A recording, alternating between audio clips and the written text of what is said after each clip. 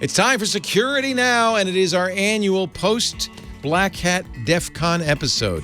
That means there are exploits galore, Macintosh, Android, and yes, even your Hewlett-Packard printer.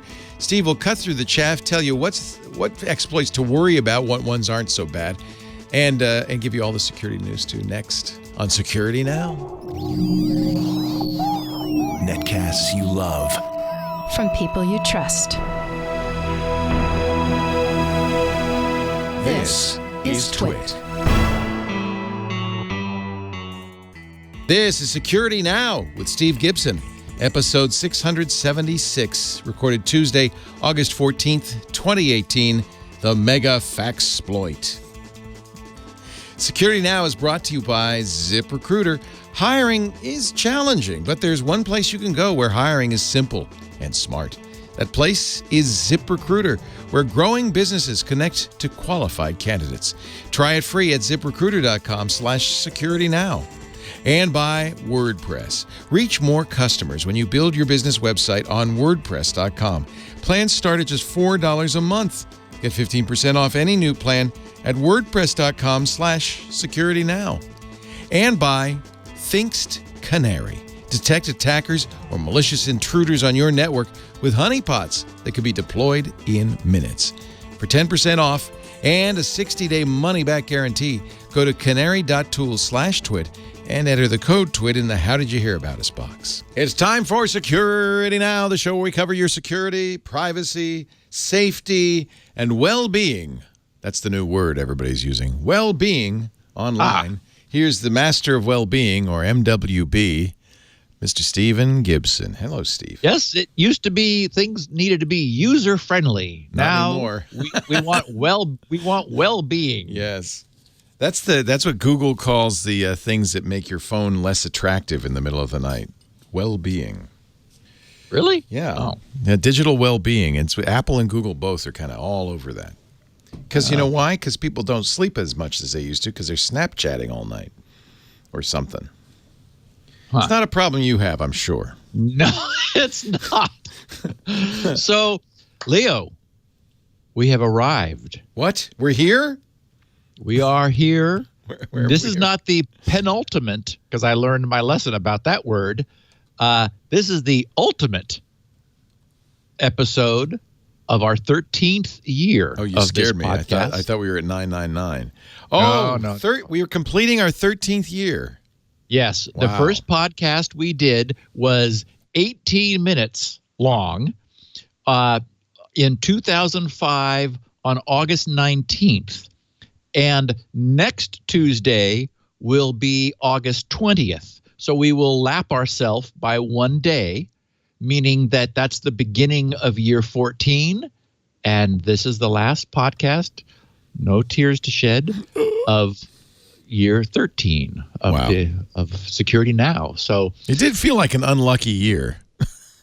It was, yeah, it's a very good point. And yeah. I have to say, too, that, I mean, it's been a rough year, and I know you sort of laughed at this because you don't think people, I guess you don't assume that, like, these fax combo scanner devices are in heavy use or that people don't have fax machines. I saw this story about people getting hacked on their HP printers through the fax. And I thought, well, who the heck has a fax machine hooked up to the phone? So they're still very popular. There are, I mean, like, I know of 5 or 6 businesses. I have 2 myself. And there 100% of businesses in Japan, 45% of households in Japan. Google lists 300 million fax numbers. Well, you know why it's big in Japan. First of all, they invented the fax because they don't have Roman characters. They have to handwrite their characters, so it just makes sense to send faxes. Do you remember and handwritten notes. The Quip? That was the name of that first machine. It was the Quip, yes. And it was a cylinder that you wrap. You had it like grabbed the paper along its long edge. Well, there's and a blast. Spun. Yeah, it spun and then his head very slowly moves, sort of like anyone who's used a fishing reel where the guy moves back and forth. Well, this was the head very slowly moving down, and this image, it was amazing. You could like sit there and watch it, and it would like be spinning and very slowly. I think it had to have been a 300 baud modem because that's the technology we had at the time, and you got after about 10 minutes or so. I mean, it was not fast. Kind of an image. This is how newspapers got pictures from the wire services. Was one of these. Yeah. So we are the week after I'm at a loss for words. This year's Black Hat 2018 and DEF CON 26 Las Vegas security conferences occurred last week.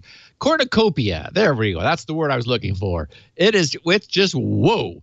We've got 47 vulnerabilities across 25 Android smartphones, an Android disk in the middle attack, Google tracking when asked not to, more Brazilian D-Link router hijinks, a backdoor found in the VIA C3 processors, a trusted client attack on WhatsApp, a Mac OS 0 day, a tasty new promised feature for Windows 10 Enterprise, a new signal protocol-based secure email service, Facebook's release of their Fizz TLS version 1.3 library into the open source community, another Let's Encrypt milestone met, and then we're going to talk about FaxSploit, which I think is the most significant nightmare in recent history. Far worse, I would argue, than any of the theoretical Spectre and Meltdown attacks that we have talked about because of the ability for it to target specific organizations with a very potent attack over the phone. Wow. So a good podcast. Yeah, over the phone. Over the phone. Who'd have thunk it? What? Wow. Yes. Our first of 3 ads today is from our great sponsor. We've talked about so many times before, ZipRecruiter. You know about this as a small business owner, Steve. When you have to hire, usually that's the hardest time because that's the time you're down a person. It's like when a hockey team has somebody in the penalty box. You got to work twice as hard, and now you're searching for a new employee. So may I make a recommendation? It's something we use and really have gotten great results from. It's called ZipRecruiter.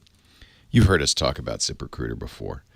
It is the easiest way. It's challenging to hire. I mean, but I think we can all agree there's probably the right person for that opening. This happened to us really recently.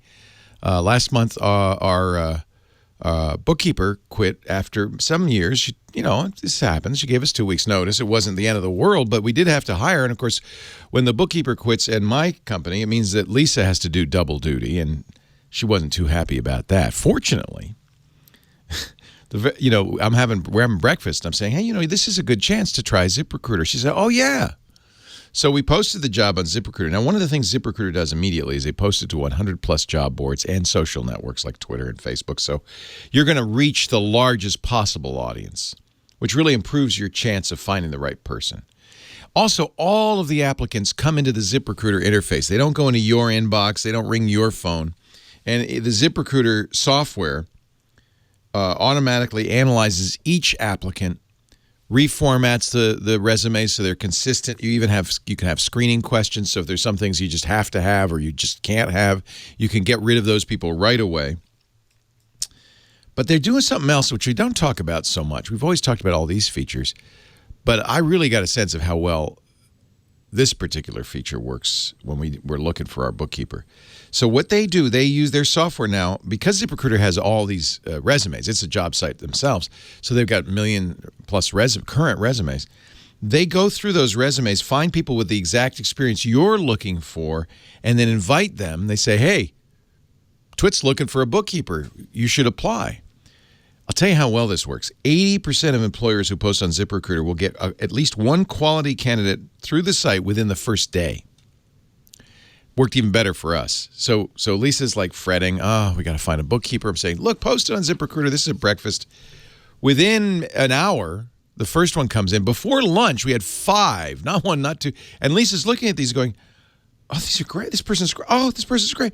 She was so relieved because she immediately saw there were great people available in our area that could fill that job right now. She wasn't going to have to suffer for weeks and months while hunting for the right person. ZipRecruiter did it. With results like that, it's really no wonder. ZipRecruiter is the highest-rated hiring site in all of America. We had great results, and yes, we hired a bookkeeper. Don't apply for that job. It's filled. And we love Cherie, and I have to say, this is an amazing experience. You could try it for free right now at ZipRecruiter.com/security now. ZipRecruiter.com/security now. It's just the smartest way to hire. And I know how stressful it is when you've got to fill that job if you're the person that has to do this. Sometimes it means a lot more work for you, maybe double. Lisa was looking at an 80-hour weeks. Pooh. Smartest way to hire. ZipRecruiter.com/security now. Try it now. Free. And by the way, when you do, you're keeping the lights on. You're keeping us on the air. We appreciate it. Back to Steve. You want to do your picture of the week? I don't want you to forget now. Sometimes no, you forget, you know. Okay. I know. You're exactly right. So this is a screenshot I took myself this morning. Wow. When I did this because I have a combo scanner fax printer, a black and white one, and I also have a separate HP color printer that I sort of use depending upon what I'm printing.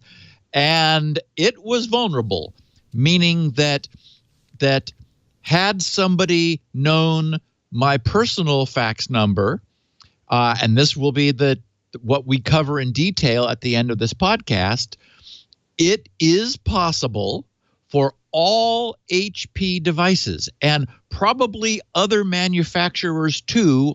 So, but the hackers who developed this only reverse engineered an HP printer.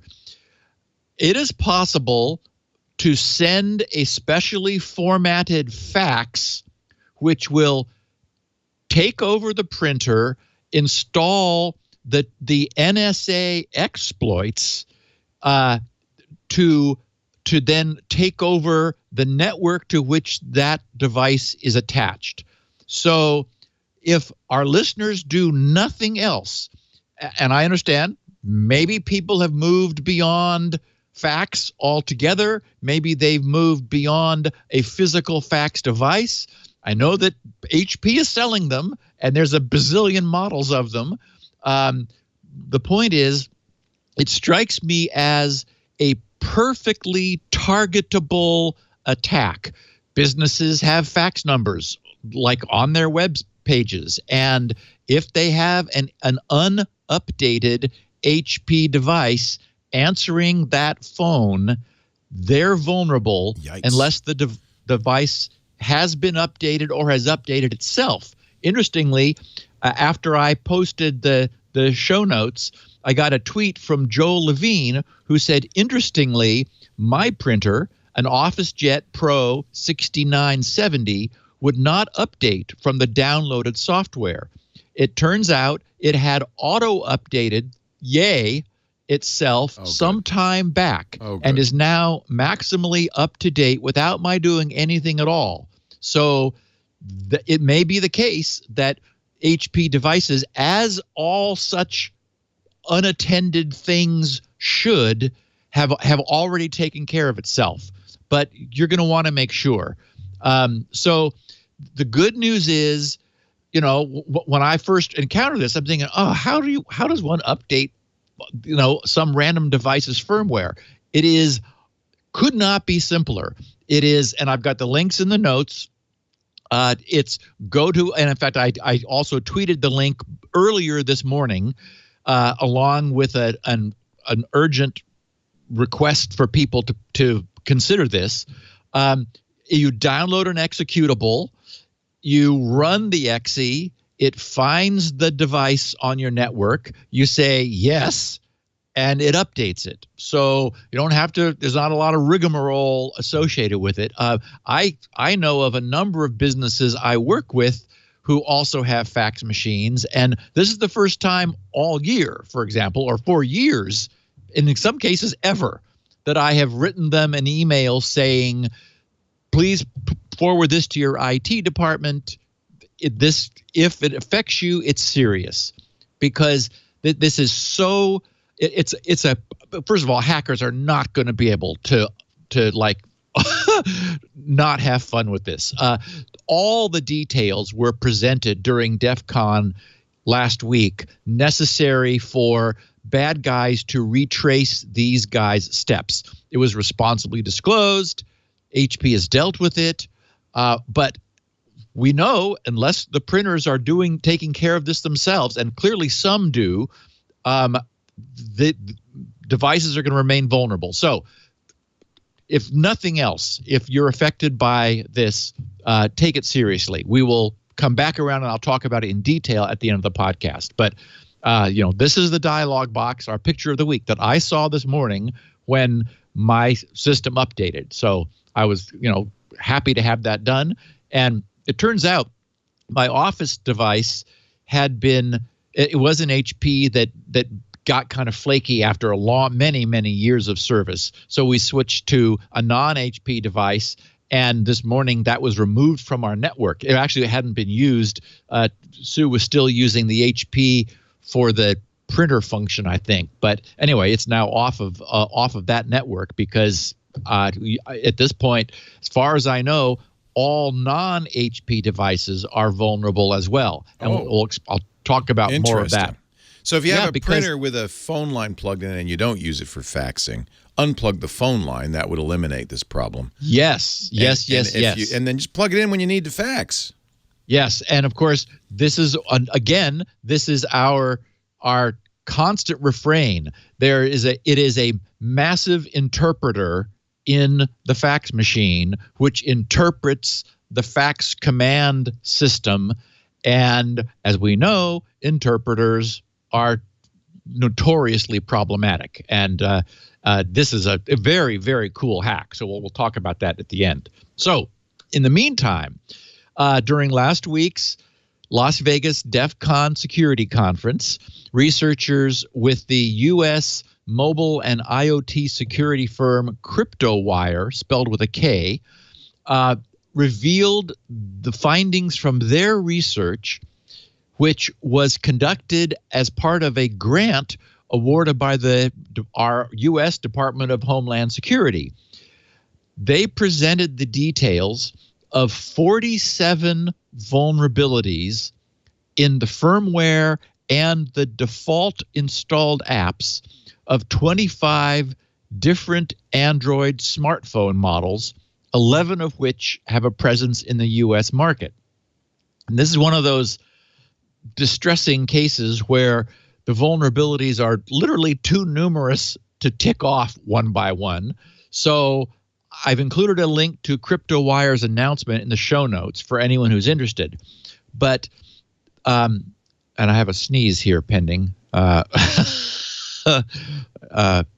See if it looks like my eyes are just going to water. Excuse me for the interruption. Anyway, the vulnerabilities discovered on the devices, which were offered by major U.S. carriers, include arbitrary command execution as the system, that is, as root, obtaining the modem logs and logcat logs, which is a feature in Android, this logcat, wiping all user data from the device, which is essentially performing a factory reset, reading and modifying a user's text messages, sending arbitrary text messages, getting the phone numbers of the user's contacts, and more.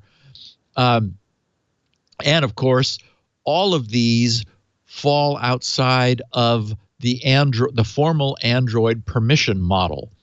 The major brands affected were Alcatel, Asus, LG, Nokia, Sony, and ZTE.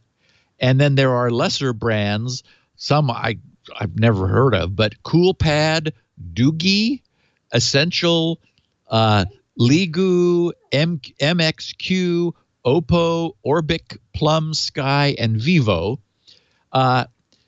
And so rather than getting into the details, you'll notice that Google is not present in the list.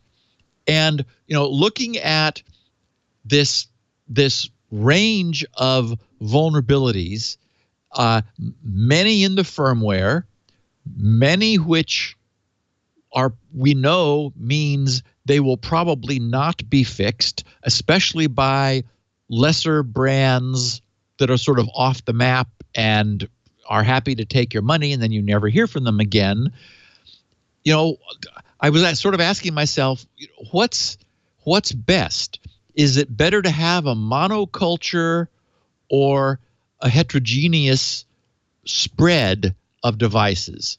We know that the danger of a monoculture approach is that when there's a problem, it affects everything. Well, like HP, okay? Clearly, HP had one core of code to handle their fax interpretation, and it spread, they used it in all of their devices, and they're a major long-standing provider of that technology.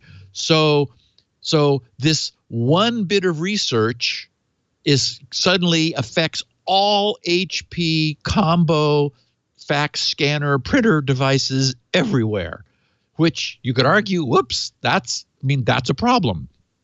And we've seen various, like Heartbleed sort of had this problem because it was a problem in the most common web server family that shared a common code base.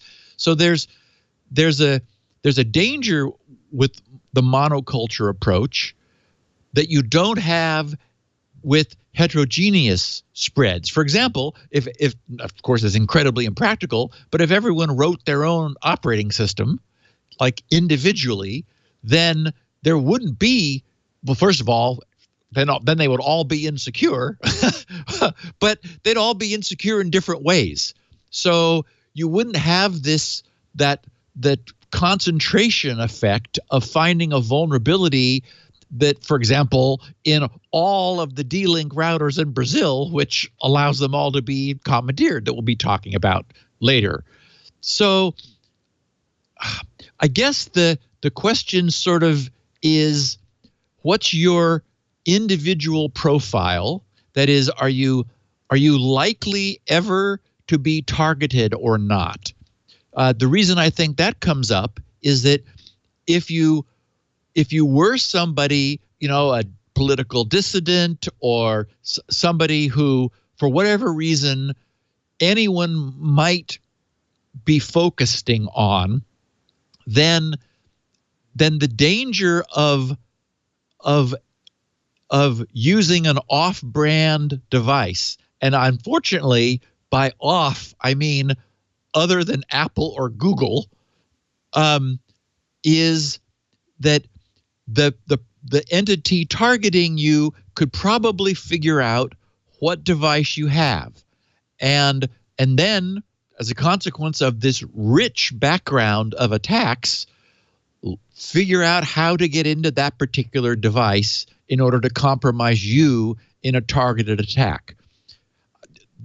That sort of person, I would argue, is safest and probably only truly safe against that kind of focused target attack if you stay with like the major provider for the platform.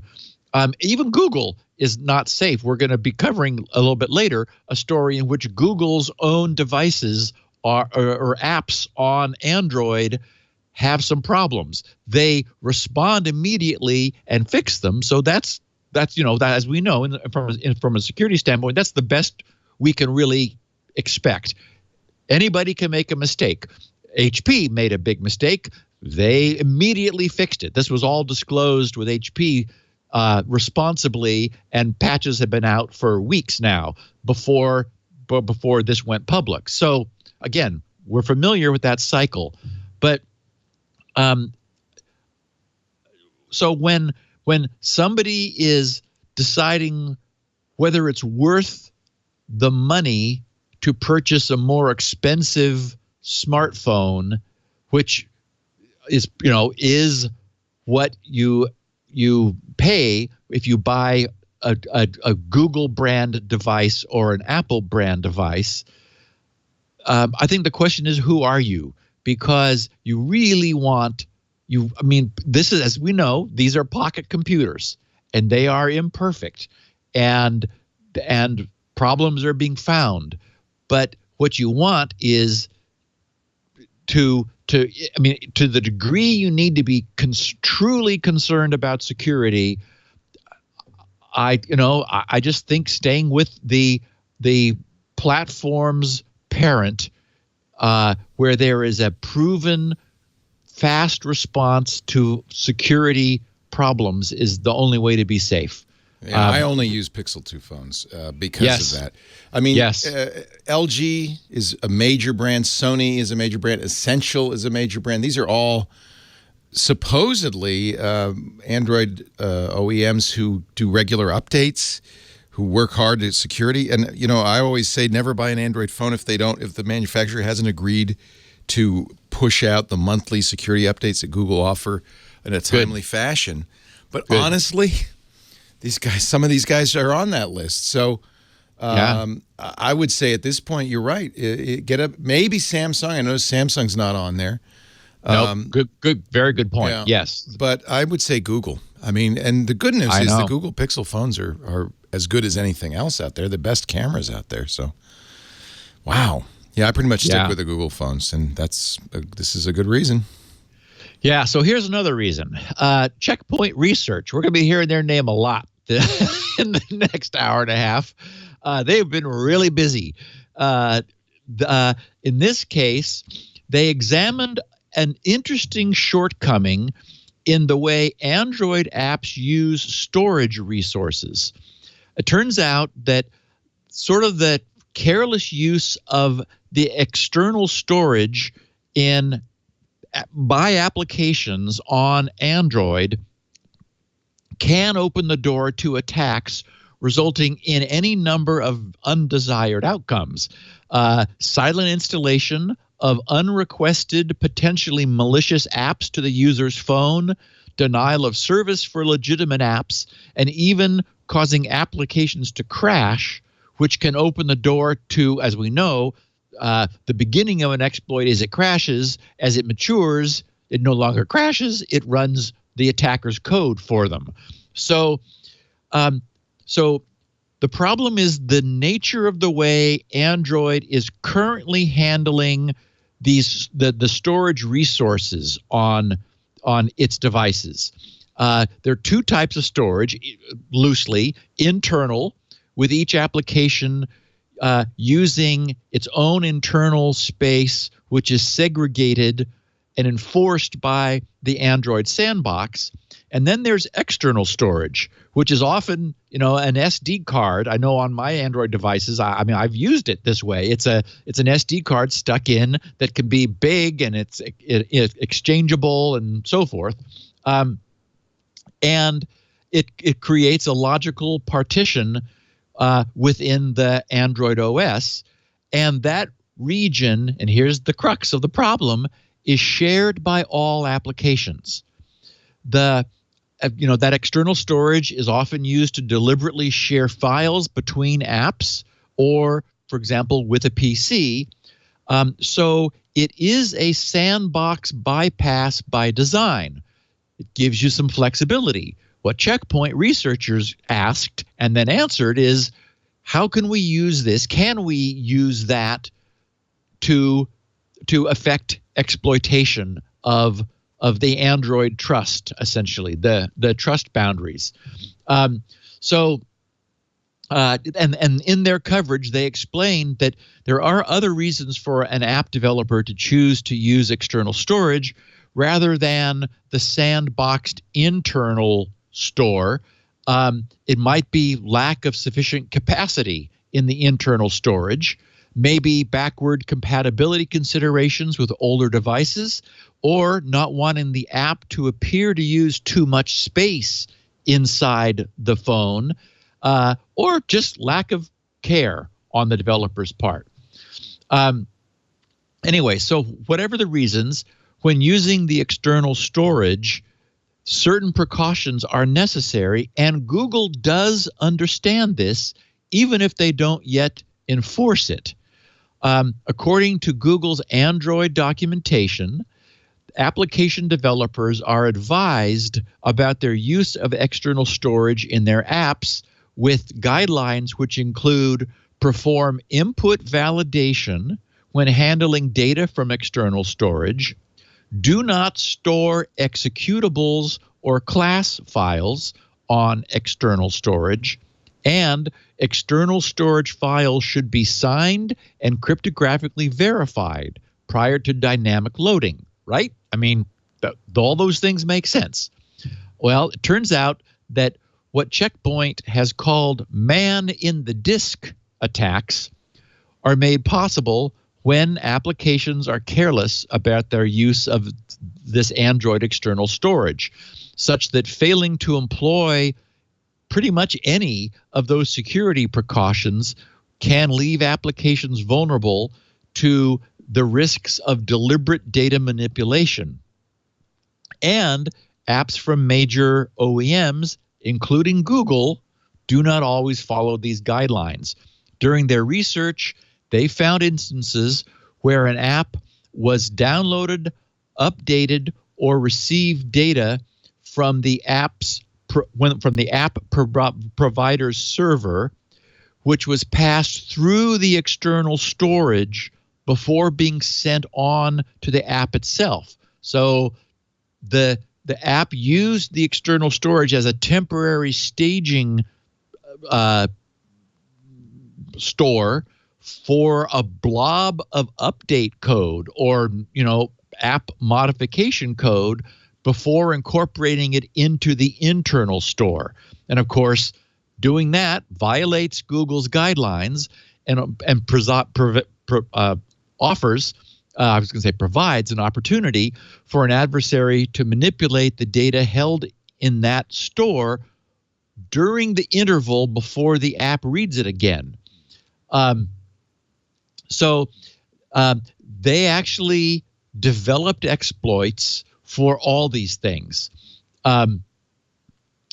Applications that were tested for this new attack surface included Google Translate, Yandex's Translate, Google Voice Typing, Google's Text-to-Speech, the Xiaomi browser, and various other apps. After referring to the advice given within Google's guidelines, Check Point compared the advice to what was actually the case. The Xiaomi browser was found to be using external storage as a staging resource for application updates. Check Point was able to execute a successful attack by which the application's update code was replaced, resulting in the installation of an alternative undesired application instead of the legitimate update. So literally, in this case, they downloaded an app that looked innocent. I think it was a flashlight app. And the flashlight app asked for access to external storage. Since that's not regarded as a security issue or problem, and apparently like lots of Android apps that you download and install ask for that permission, it's often given. So that's all an app needs in order to exploit this kind of attack is, no matter what kind of app it is, access to external storage. It then monitors the external store, waits for an opportunity, replaces the staged download, and its modification of what was downloaded gets installed instead, and nobody is the wiser. In the case of Google Translate, Yandex Translate, and Google Voice Typing, Check Point found that the developers were failing to validate the integrity of data read from external storage. So those apps were also using external storage, but assuming it was pristine. That is, what they had loaded there hadn't been changed. So they were taking it as gospel when they brought it in and did whatever they do with it, interpreted it in some fashion, so that Checkpoint was able to compromise certain files required by those apps and get them to crash, which, as we know, could lead to eventual takeover.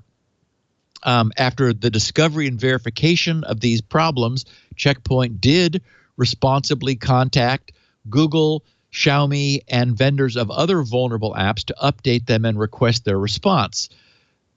Google immediately responded and fixed the problems. Xiaomi chose not to address it at all.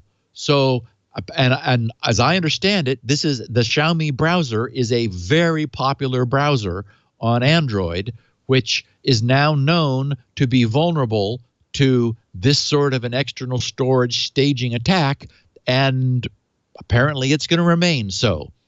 So, to conclude, Checkpoint summarized the problems and what they view as shortcomings of Android by saying an Android device's external storage is a public area which can be observed or modified by any other application on the same device. Android does not provide built-in protections for the data held in the external storage. It only offers developers guidelines on proper use of this resource, but again, no enforcement. Developers anywhere, as we know, are not always versed in the need for security and the potential risks, nor do they always follow these guidelines. Some of the pre-installed and popularly used apps ignore these guidelines and hold sensitive data in the unprotected external storage. And again, that is subject to manipulation. And they say this can lead to a man-in-the-disk attack, resulting in the manipulation and/or abuse of unprotected sensitive data. And as they found and proved, modification to the data can lead to, as they put it, unwelcome results on the user's device. So this probably doesn't come as a huge surprise, but it's a warning. And I would argue that Google needs to go further than just tell developers, be careful about what you read from external storage. Don't assume it hasn't been modified. Certainly, anybody. I mean, the only way in the case of the Xiaomi browser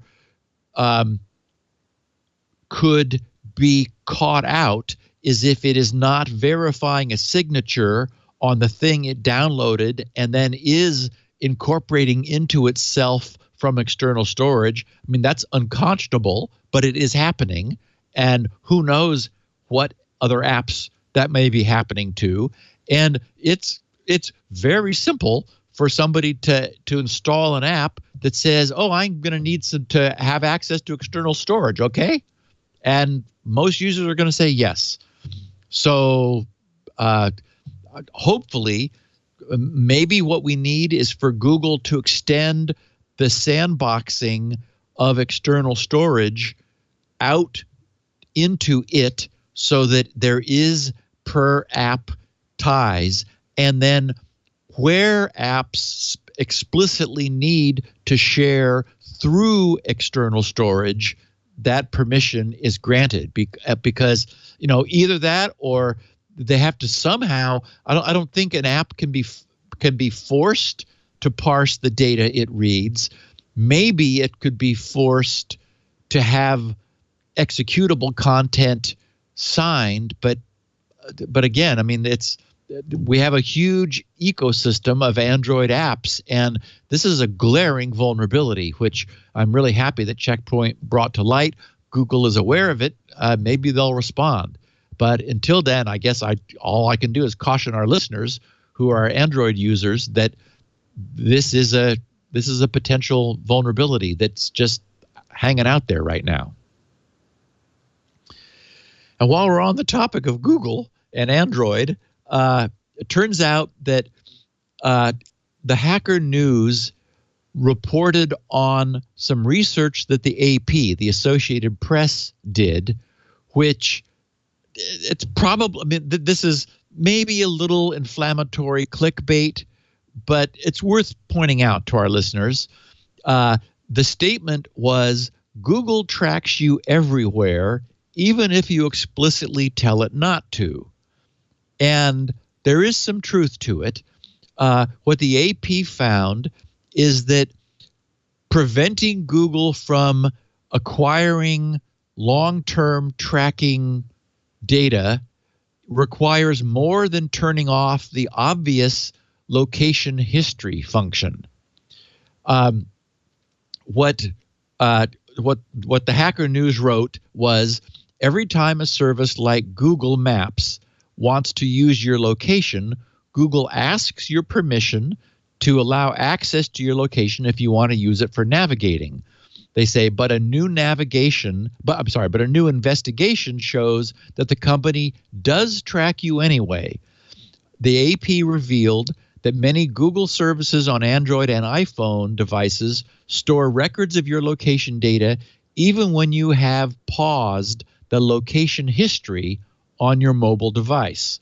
Disabling location history in the privacy settings of Google applications should prevent, it is argued, Google from keeping track of your every movement, as its own support page states, quote, you can turn off location history at any time. With location history off, the places you go are no longer stored. That's not true.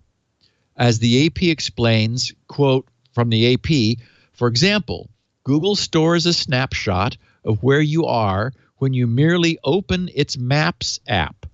Automatic daily weather updates on Android phones pinpoint roughly where you are, and some searches that have nothing to do with location, like chocolate chip cookies and kids' science kits, pinpoint your precise latitude and longitude, they write, accurate to the square foot, and save it to your Google account. During their coverage, to demonstrate the threat of this, what they consider, I mean, again, clickbait, but worth understanding, of this Google practice, the AP created a visual map of the movements of a Princeton postdoctoral researcher, Dr.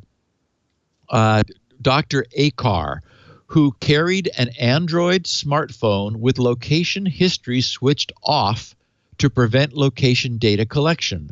However, the researchers discovered that the map includes records of Dr. Akar's train commute on 2 trips to New York and visits to Highline Park, Chelsea Market, Hell's Kitchen, Central Park, and Harlem. To protect the privacy of Dr. Akar, the publication did not plot the most telling and frequent marker on the map, his home address. According to the researchers, this privacy issue affects around 2 billion Android users and hundreds of millions of iPhone users across the world who rely on Google Maps or search. In response to the AP's investigation, Google issued the following statement, quote, there are a number of different ways that Google may use location to improve people's experience, including location history, web and app activity, and through device-level location services. They say we provide clear descriptions of these tools and robust controls so people can turn them on or off and delete their histories at any time. Jonathan Mayer, whom we've spoken of years past, often, a Princeton researcher and former chief technologist for the FCC's Enforcement Bureau, argued, if you're going to allow users to turn off something called location history, then all the places where you maintain location history should be turned off. He says that seems like a pretty straightforward position to have.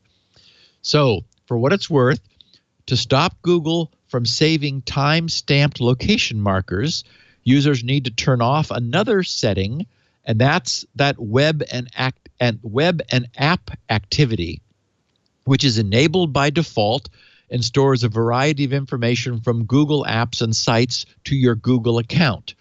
Once disabled, it will not only stop Google from storing location markers, but also prevents the company from storing information generated by searches and other activities. So anyway, if I just wanted to point this out, it seemed a little over the top in the way it was being described, but it's certainly reasonable if somebody wasn't really paying attention and thought that just turning off location history shut that down completely. You also need to go into your Google account and turn off web and app activity, which does not just record activity, but where that activity occurred. And Leo, I think good time for our second break. Our show today brought to you by not my NASA coffee cup, not my unknown source origin USB key, but the great folks at WordPress. That's where I make my home. It's where Steve makes his blog. Now, Steve has, his own servers. He's running grc.com on his own IIS servers. But for reasons I don't fully understand, he's decided to make his personal blog at wordpress.com. Maybe it's because it's easy, because you don't have to think about it. You don't have to keep it up to date. That's why I use it. I did self-hosted WordPress for a while, but I realized I was spending more time tweaking it, fixing it, messing with it, and less time blogging. I thought, you know what? I'm going to let them do the work. WordPress, it's hassle-free. WordPress takes care of the hosting. And by the way, they do it for less than your dedicated hosting will do. Security, software updates, you focus on your site. Everybody needs a website. I have to say this over and over again. Everybody needs you say, I don't need a website. What do I need a website for? I'll tell you why. What happens when somebody Googles your name? Well, if you don't have a website, well, who knows? It might be that traffic ticket you got last year. It might be the video your, quote, buddy posted on Facebook a couple of years ago of you wearing the funny hat. Who knows? You're not in control of it. When you have your own site, that's what shows up. That's why everybody, especially teenagers, I speak at high schools and I tell them, if you can take control of your online reputation, somebody else can. And that doesn't mean a Facebook page. It doesn't mean a Twitter feed. Sure, you can have that. It means you've got to have your own website at wordpress.com. You can upload images, video, audio, and more. You can import and export content to and from your site. It's your site. It's your home. It's your content. My daughter puts her poetry up there, her videos, her papers that she's proud of, her art that she's proud of. It's your place on the web, and everybody needs one. And if you're a business and you don't have one, you're really playing with fire. And it's like not, if your business it'd be like in the old days not having a Yellow Pages listing or not having a fax machine, not having an answering machine. It's just part of doing business nowadays. You need a website. I don't care what your business is, a place where potential customers can go and learn more about you, where new customers can find you. And by the way, where you can sell stuff too. Not everybody wants to do e-commerce, but WordPress makes it easy with everything from a simple big buy it now button to a full online store. You can do it all at wordpress.com. And of course, it's easy to grow your audience and reach new customers because SEO, search engine optimization, is built in. They've got social media features, social media linking, which means somebody can say, hey, I love this article, share it to their Facebook page or their Twitter feed. See, spread the word about you. They have great marketing tools too. And of course, if you ever have a question, if you ever have a technical issue, their support team's there 24/7 when you need it, so you can launch your site with confidence. You can also manage it on the go. Their WordPress app is great, not just for putting content up, but for approving comments, seeing stats. It's available on iOS and Android. And WordPress is affordable, $4 a month. That's where you start. Now, I have a more expensive business plan because I want additional features, hundreds of plugins, hundreds of templates. You get to choose, though, but it starts at $4 a month. No wonder 31% of all websites, including leolaporte.com, run on WordPress. Right now, get 15% off any new plan purchase. Go to wordpress.com/security now and create your new website. 15% off your new plan at wordpress.com/security now. There really is no reason for you not to have your own website. And while you're at it, get your own name as a domain if you can. I couldn't get leo.com. I couldn't get Laporte.com, but I got leolaporte.com. And that's where my site is. WordPress.com/security. Now, and on we go with the fully caffeinated and ready to continue, Steve Gibson. So, okay, we've been talking about D-Link routers in Brazil. Let's see. Last time we talked about them, they were being commandeered into a botnet in short order. Within 24 hours, I coined the term, although it wasn't particular, it didn't require much imagination, a flash botnet, because it was just flashed into existence within a day. As we know, these D-Link routers have many of them, unfortunately, tens of thousands, have a known old vulnerability which allows remote access to essentially an authentication bypass that gives somebody on the outside access to running their own code and commandeering the router remotely. Well, Radware's Threat Research Center has just identified another hijacking campaign, also aimed at Brazilian D-Link routers, against 2 Brazilian banks. This is an attack which hijacks these are DSL modems, D-Link DSL modems. It hijacks their DNS settings. And we've talked about DNS hijacking in the past. In this case, the DNS servers are on these vulnerable routers are pointed to a malicious DNS server which replaces the proper ID for 2 domains, www.bb.com.br, which is Banco de Brazil, and another one is Itaú Unibanco, and that's www.itau.com.br. In both cases, the IP address redirects to a fake website which then attempts to spoof the user into obtain their bank credentials. Now, okay, we know there are limitations to this sort of attack, right? We know that unless the attackers are able to gain somehow to obtain valid TLS certs for those domains, it won't be possible for users to avoid seeing a warning of some sort. And in often cases, just like hard to bypass warning. I mean, the good news is it's because, as we were complaining last week about how difficult it is to bypass these warnings when you legitimately know you want to, like you're wanting to talk to your own LAN router over HTTP, and your browser is becoming increasingly resistant to allowing you to do that. That's a pain. In this case, you don't want to be fooled into making an HTTP contact to your bank. So the problem is that if banks also allowed HTTP, then and didn't force a redirect. Well, in fact, even if they did force a redirect, if they allow an HTTP connection, which then bounces you over to a secure connection, it might be that people's bookmarks for their banks would be HTTP. That would allow these bad guys to establish a fake bank website which does not redirect users to HTTPS, and of course doesn't have any other HTTPS links. If people are not paying attention, they wouldn't notice the difference and would interact with this clone site, without knowing that it wasn't where they thought they were, and could get themselves in trouble. We've talked about, in fact, you offered it up last week, Leo. HSTS is HTTP Strict Transport Security.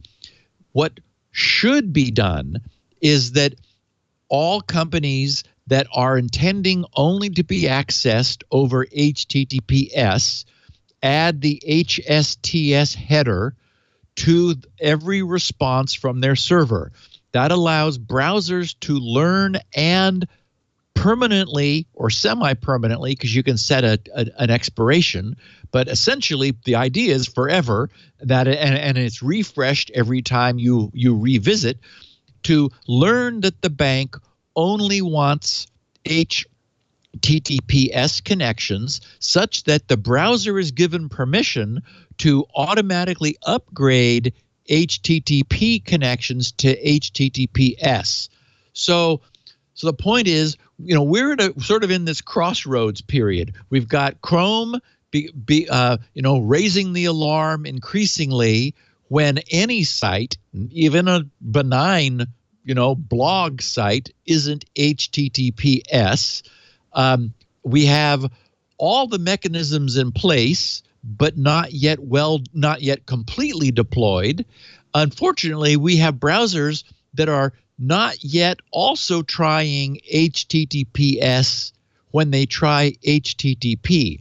And I would argue it's about time for them to be making parallel lookups and connections to see if they can autonomously move over to HTTPS. There are some problems with doing that, so I can understand the need for the permission from the site in the form of an HSTS header.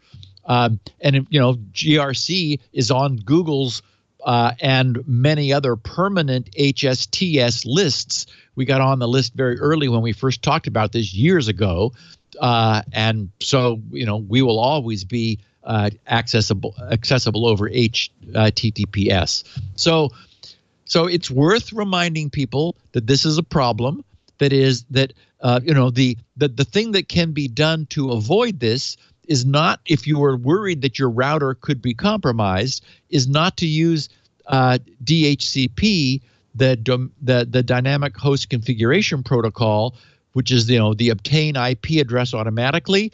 You can typically override your computer's DNS settings so that it doesn't get your DNS servers automatically from the router. You provide them yourself, in which case you would be immune from this sort of takeover. Certainly better to take responsibility for your router not being updated, but maybe someone has no opportunity to do that. There is no updated firmware. The router is no longer being maintained. They're worried that there could be some exploit. As we know, even closing down WAN access, WAN management on that side doesn't provide bulletproof protection. So I could see, as a sort of at a belt and suspenders approach, just change your own machines or any important machines DNS over to something that you explicitly and deliberately specify, so that if your router had its DNS changed, you can still be safe. But better to have a good router, and they're cheap these days if you have any choice.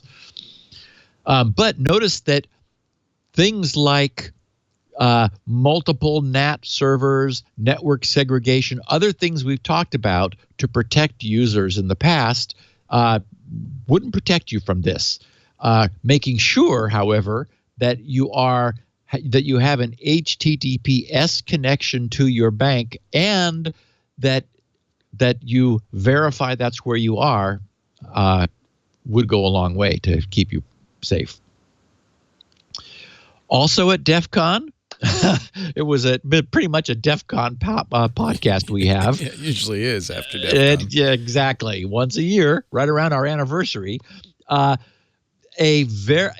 repeat DEF CON presenter, Christopher Domas, who is an annual contributor. I mean, he's a hardware hacker, specializes in x86 stuff.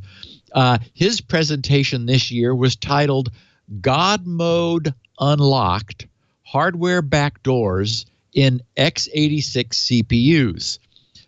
He revealed the presence of a hidden, as he called it, God mode, which was undocumented in the VIA 3C x86-based CPUs, at least back from 2001 through 2003.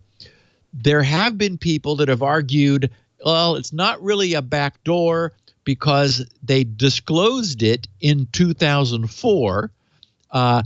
This feature was present in the VIA C3, it looks like what? Nehemiah, Nehemiah chips. But Chris said that all other C3 chipsets are bound to feature a similar mechanism.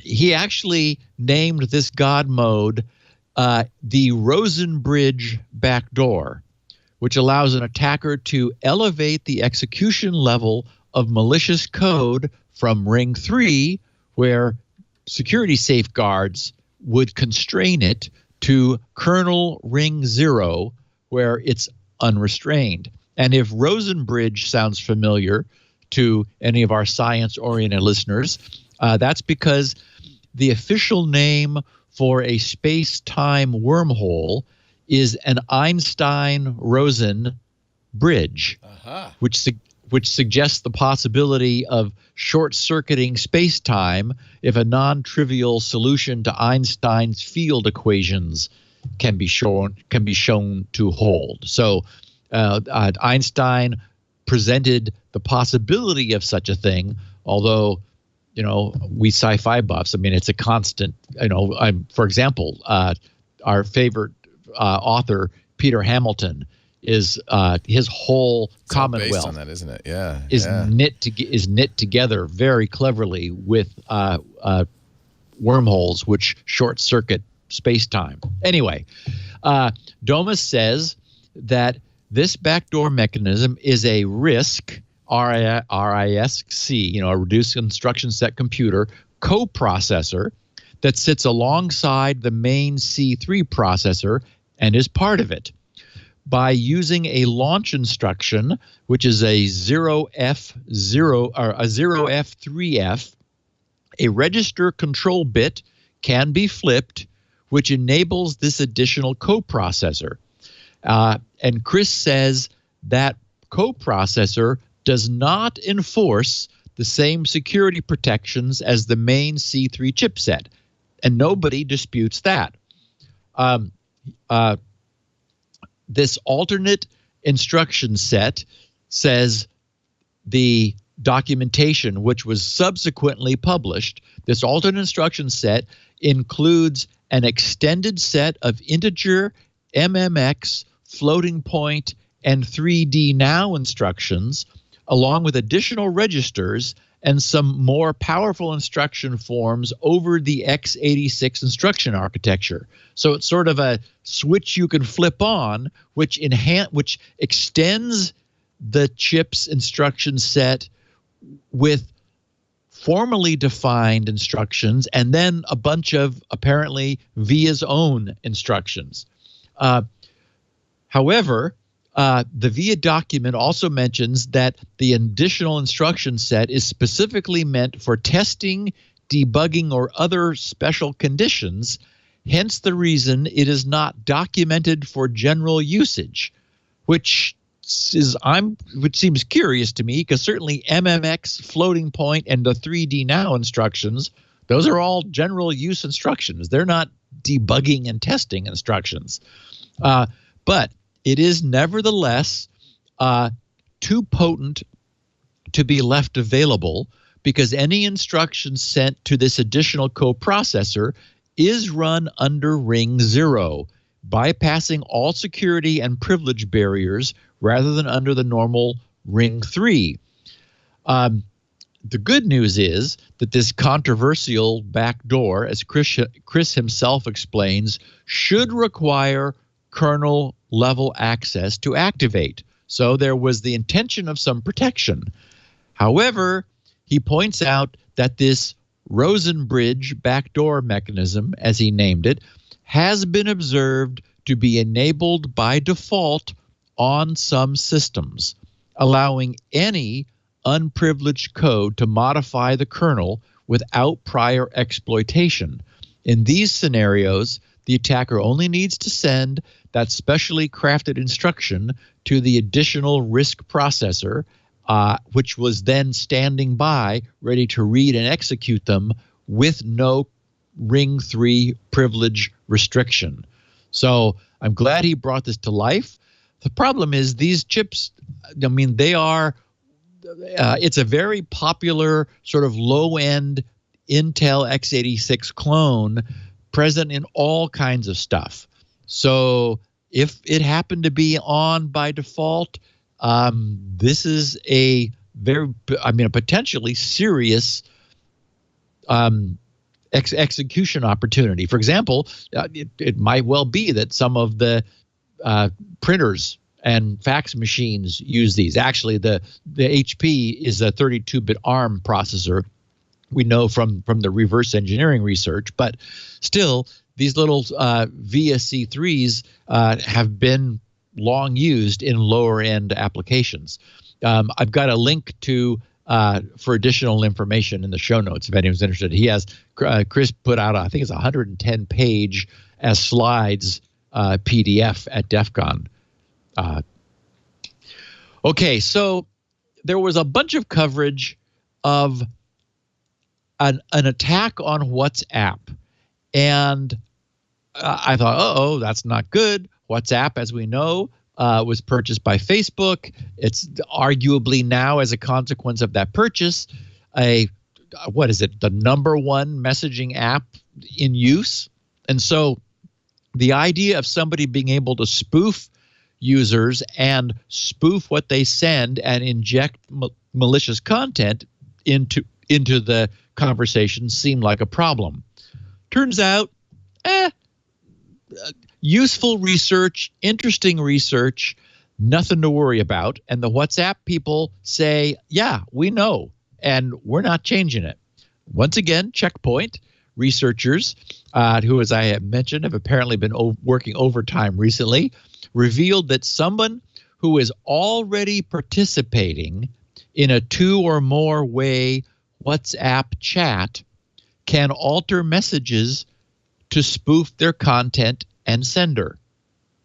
Okay, once again, somebody who's already trusted and has the keys required to chat in a 2 or more way messaging group can spoof the content and sender. So, okay. The press coverage suggests that that this is a flaw in WhatsApp, which takes advantage of a loophole in WhatsApp security protocols to change the content of the messages, allowing malicious users to create and spread misinformation or fake news from what appear to be trusted sources. Certainly, I agree that that's the case. It turns out it's by design. It's not something that was overlooked.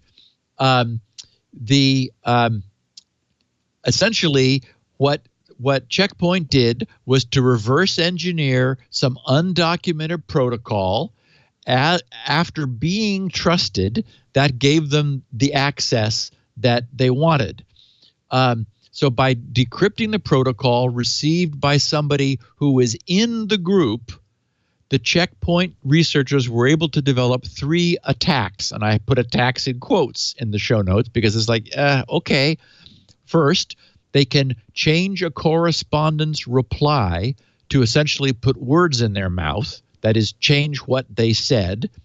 Change the identity of a sender in a group chat, even if they're not a member. So like fake somebody breaking into the chat, and send a private message in a chat group, but when the recipient replies, the whole group sees it. So that is to unprivate a message in the chat group. So basically, they're screwing around with the internal messaging protocol in some ways which it probably should not surprise anyone is possible if you are participating in the group.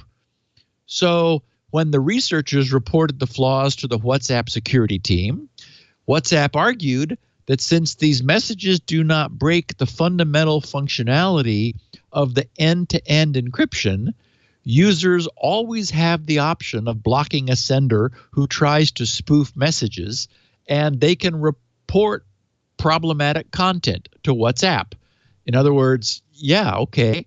WhatsApp replied, quote, "These are known design trade-offs that have been previously raised in public, including by Signal, in a 2014 blog post." I think we covered it at the time, 4 years ago.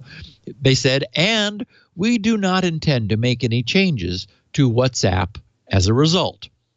So I guess WhatsApp users might be usefully cautioned against this possibility. That is, that it's possible for somebody in a WhatsApp messaging group to, with enough technical skills, to mess with the content of that messaging of those people in the pool, in the group.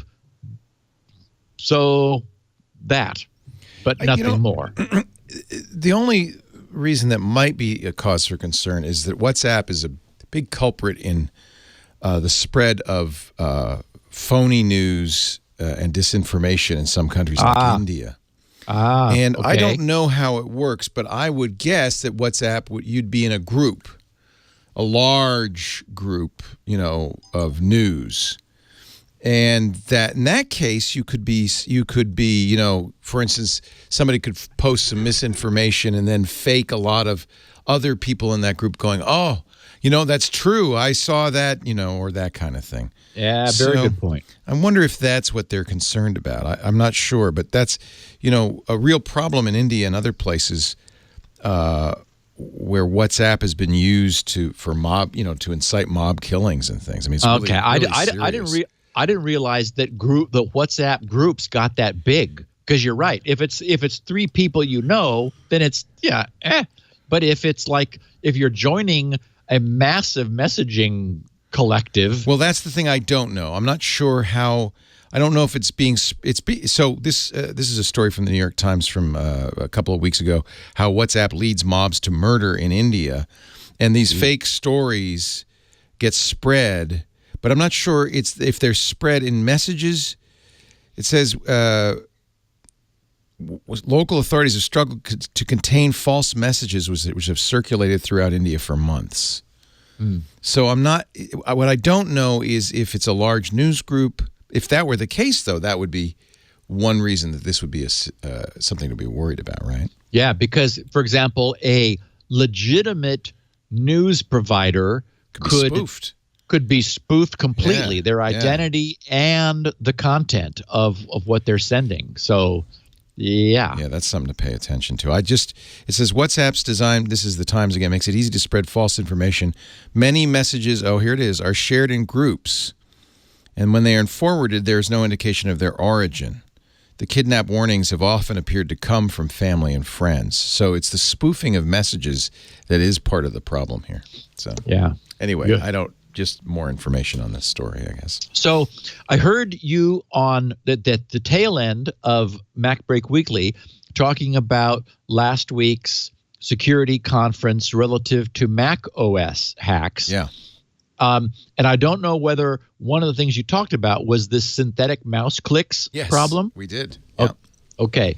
So High Sierra is vulnerable, but Mojave will not be. Patrick Wardle, who's an ex-NSA hacker, who is now the chief research officer of Digita Security, discovered by accident and revealed and actually it's a 0-day technically because it came as a surprise to Apple. He did not responsibly disclose this. Yeah. He revealed a critical 0-day vulnerability, which, by the way, is 0-day because of him, in the High Sierra Mac OS operating system that could allow a malicious application installed in the targeted system to essentially virtually click objects without any user interaction or consent. Okay, now the reason that's a problem. I mean, so Mac has this technology built in for their accessibility features to help disabled people interact with the system interface, but they explicitly hold security critical events out of that. That is, for example, you can't use a synthetic mouse click to click on the OK for a crucial security permission, like access to the keychain or access to install something. Normally, a mouse, events in an OS are typically discrete, and so, for example, there's a down click event that the mouse button makes when you press it down.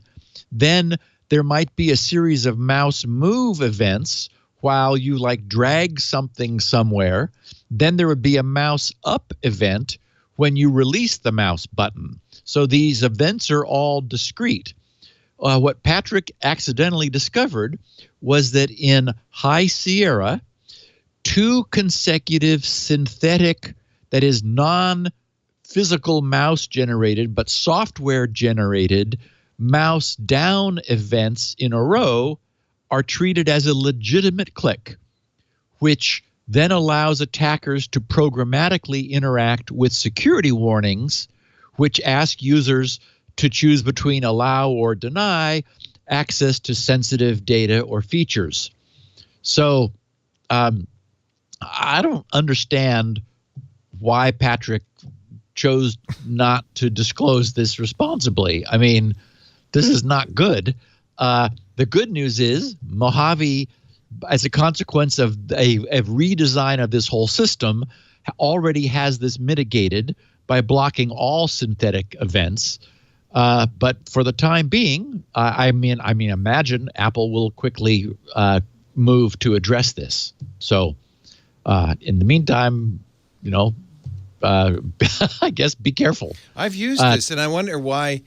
One of the reasons it's in there is for people with accessibility issues to be able to do stuff. And the way I've used it, I think this was a bug, but at one point, probably because of something I was using like Text Expander on my Mac, I wasn't able to click. When you install something very low level, a kernel extension on Mac OS, you have to then go into, this is really a nice feature.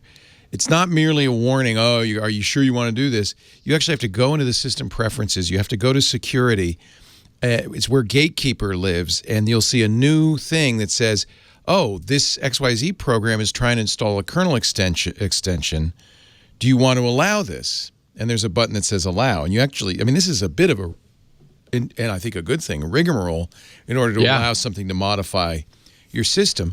But for some reason, because of something I had installed, the ability to click on that allow button was disabled. I click, nothing happens. Click. So I wrote an Apple script. If I figured out where the button is on the screen and wrote an Apple script to click on that location on the screen. This is that exact facility that I was talking about. Yes. And it's the only way I can click that allow. But if somebody wrote a malicious Apple script to do that, you could see what the problem would be. To automate the whole process. Right. Of getting something into your kernel. We talked about AppleScript and security on Friday on this triangulation episode with Sal Segoyan, who was the king of AppleScript at Apple. And he even talked about the negotiation between the automation division, his division, and Apple Security, who's really good about all this, because it's really great from a point of view of automation to have access to Apple events and to be able to trigger events in a scriptable fashion. And so what they decided apparently was, the Apple script would only run at the user level, the permissions level, the privilege level of the user running the script, which would somewhat mitigate it because it prevented from doing anything an administrator access was required for. It sounds like now they've even gone a step further. It's a tricky thing because you do want to give people automation capability, and you want to give people who have mobility a legitimate issues, need, accessibility issues, the ability to do this as well. And that's what Mouse Keys is all about. So I understand it's always a balancing act, isn't it? It's a fascinating story. Yeah. So our friend Lawrence Abrams, who founded Bleeping Computer, published on his site that Windows 10 Enterprise would apparently soon be getting a new in-private desktop feature. This feature would allow administrators to run untrusted executables in a secure sandbox without fear that that executable might or could make any changes to the operating system or the system's files. Lawrence quotes the Windows 10 Insider Feedback Hub as saying, and I should mention it's since disappeared, it said, quote, "In private desktop preview provides admins a way to launch a throwaway sandbox for secure one-time execution of untrusted software. This is basically," it writes, "an inbox speedy VM, a virtual machine, that is recycled when you close the app." He writes the quoted quest is no longer available in the Feedback Hub, but according to its description, this feature is being targeted at Windows 10 Enterprise and requires at least 4 gigs of RAM, 5 gigs of free disk space, 2 CPU cores, CPU virtualization enabled in the BIOS. It does not indicate if Hyper-V needs to be installed or not, but as the app requires admin privileges to install some features, it could be, he writes, that Hyper-V will be enabled. He wrote, "When the Quest was live, I had attempted to install the in-private desktop preview app, but it was not accessible from the Microsoft Store as described. Furthermore," he says, "a wiki link in the Quest description brought me to a page asking me to log into my Microsoft account. When I logged in with my account, I received a message that indicates I need to be part of the Azure Active Directory tenant for Microsoft." He says, "It's too bad that I was unable to test this feature, as it looks to be an interesting way to execute untrusted software without fear of permanent file modification, program installation, or configuration changes. This will also provide a new security boundary that Microsoft will need to protect and that researchers will be hammering on for bug bounties." And I would add that it would be nice if this were to migrate down to other non-enterprise builds in the future, since I could see, I mean, from myself, I'm often firing up a VM in order to run something that I want to, whose behavior I want to constrain until I am able to vet it a little bit. So that would be cool if that were built in. I know this is going to be of interest to people, and I didn't know if it would hook you, Leo, but there is a new email service using the Signal protocol. It's called Crypt or Crypt. Well, there's only one T. Okay, so here it is. www. You probably want to bring this up. www.criptext.com. criptext.com. Crypttext.com. And they say Crypttext is an encrypted email service that guarantees security, privacy, and control over all your email communications. We don't have access to your emails, nor do we store them in our servers. They say you're in control now. So under their bullet points, they offer end-to-end encryption. All your emails are locked with a unique key that's stored on your device alone, which means only you and your intended recipient can read the emails you send. Signal protocol. The Crypttext email service utilizes the open source Signal protocol library, which protects your privacy and security throughout your entire Crypttext experience. Open source. Crypttext's source code is open to the entire privacy community to see. We actively work with our open source community to improve on the software in order to provide the best email experience. No cloud storage. Crypttext doesn't store any emails in its servers. All your emails are stored on your device alone, which means you're in control of your data at all times. Then they say, we know that privacy isn't just about encryption.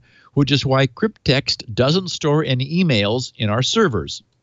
It's available on web and mobile, Mac, Windows, Linux, iOS, and Android. A tip of the hat to Bleeping Computer for pointing this out. And I just wanted to bring it to our users' attention. We know Signal Protocol is arguably the best piece of work that exists.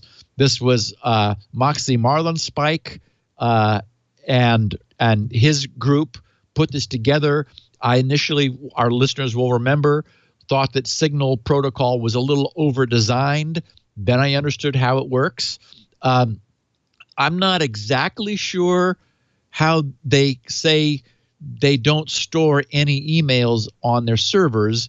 Email is essentially asynchronous. So, and it has traditionally been a store and forward. Maybe they just mean they don't permanently store it. So it's there in transit through them, kept encrypted until your recipient checks in or polls. It's basically Signal. I mean, it is. It's just Signal. I mean, it's a messaging service. It's not an email service. It's Signal, right? Well, it's an offline Signal. Yeah, but Signal's offline. If I'm not online and somebody sends me a message, that's true. In fact, that's why there's that whole collect a whole bunch of extra crypto keys for somebody who's offline that allows you to encrypt for them until they're online. So it is. I don't know how it differs from Signal. Maybe it's just larger documents. Yeah. Maybe it's like more of an email UI than than a short signaling protocol. Is it web interface only, or can you use an email? No, web. Well, good question. They say web and mobile, but maybe they've implemented it. Yeah. So I don't know. But you do download something. Yeah, then maybe they have an iOS and an Android app for it. Yeah, right now it's download for Mac is the only button. But you can open crypttext.com/download on your phone to install. Apple doesn't allow side loading, so I'm confused. Well, I'm going to download it on the Mac and see, but it sounds like it's just Signal, basically. Yeah, well, it might be Signal oriented towards a larger format of transaction. So, yeah, exactly. So what I would say is, given that they haven't made any mistakes, that is, given that it is Signal. It is open source anyway, so. It is open source. Yeah. Signal is as robust as it gets. It was really done well. If somebody wanted, and again, each end needs to have it. So, you got to have, in your own encrypted email, unquote, a la Signal network, who you're sending it to needs to set themselves up too. But this looks like a good way to send larger bulk stuff in a truly, about as I said, as good as it could get sort of fashion. Yeah. Crypt, CRIPTEXT.com. When I go to crypttext.com/download on my phone, it says 404. So, but I was able to download a DMG package for. Oh, for the Macintosh, Mac. yeah. So there is some. That looks like the only version right now. Okay. It's very fresh. Very fresh. Yeah. Stupid fresh. In a very nice move, I think, Facebook has open sourced their Fizz, F-I-Z-Z, TLS version 1.3 library. And I just give props to them. As we know, TLS 1.3 is the recently ratified latest version of TLS, which incorporates a bunch of new features for encrypting the handshake messages to keep certificates private, which otherwise aren't. Redesigns the way secret keys are derived to make that more robust. Offers a zero round trip connection setup which is able to make some requests faster than any previous technology. It was written in C++ 14. this is what Facebook is using. They say it's reliable and highly performant TLS library that supports all major handshake modes, robust encryption algorithms, and performance optimizations, which aim to transfer data securely over 10% higher speed than TLS 1.2. They write, with zero copy encryption and decryption, meaning in place, tight integration with other parts of our infrastructure and other optimizations, we see a reduced usage of memory and CPU with Fizz. In addition to the enhancements that come with TLS 1.3, Fizz offers an improved solution for middle box handshake failures, supports asynchronous I/O by default, and can handle scatter-gather I/O to eliminate the need for extra copies of data. And then they say Facebook has already replaced its older custom protocol, Zero, with Fizz, which is now responsible, get this, for securing trillions of connections every day at Facebook. In other words, I can't think of a stronger endorsement for something than it's what Facebook is already using, and it works. The social media giant, Facebook, says it has deployed Fizz and TLS 1.3 globally in their mobile apps, proxy gen, their load balancers, their internal services, and even their QUIC, that's QUIC, the DNS-based library, which is MVFST. More than 50% of their internet traffic is now secured with TLS version 1.3. And it's on GitHub, github.com/Facebook-incubator/Fizz, Fizz. So big props to Facebook for putting that out there. It's just very, very cool to have a robust and proven TLS version 1.3 library now freely available for the internet community to use. And lastly, Let's Encrypt. I said that they had another milestone to report. They just reported that they are now officially trusted by all major root programs. Remember that when they started out, they had their own root certificate, but nobody else knew about them. I mean, it's only by having the root store or the root certificate in everybody's root store that we are then able to verify the signature of any certificates that the Let's Encrypt system signs. So to solve that problem, all of the signatures, to solve the problem, the root was cross-signed by Intrust. Intrust? I think it was Intrust. Identrust. And Identrust already had established a long-standing trust relationship with, across all platforms. So as a consequence of the cross-signing, Let's Encrypt was trusted not because they had signed it, but because Identrust had signed it. Now they report last week that they are in all the major root stores. So they will continue to be cross-signed for those devices which are not being kept current for whatever reason, but for all current devices and future devices, Let's Encrypt's root is in the store everywhere. And I imagine it went way downstream at some point when their metrics demonstrate that nobody is any longer needing Identrust cross-signature, they'll remove it. But another nice milestone for Let's Encrypt. And speaking of nice milestones, this morning, or I guess it was yesterday morning, Monday, I found a nice tweet from Jim Barry that started off testimonial : so we know what that's going to be about. He says, I have an HP Z200 used in a high priority security context at my job that was experiencing the click of death. Okay, now that in this case, this is a hard drive doing the click of death, and that's not something you yes, exactly.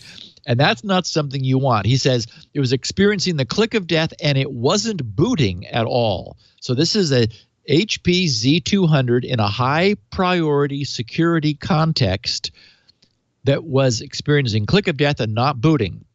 He says, I was able to see the drive in Linux, but Windows was a no-go. He says, I ran Spinrite on level 4 over the weekend. It was a 500 gig drive. And he says, it still clicks. He says, getting it replaced ASAP, but now it boots up. So the drive is being imaged onto a replacement, and the machine will be redeployed with the hearty thanks from my customer.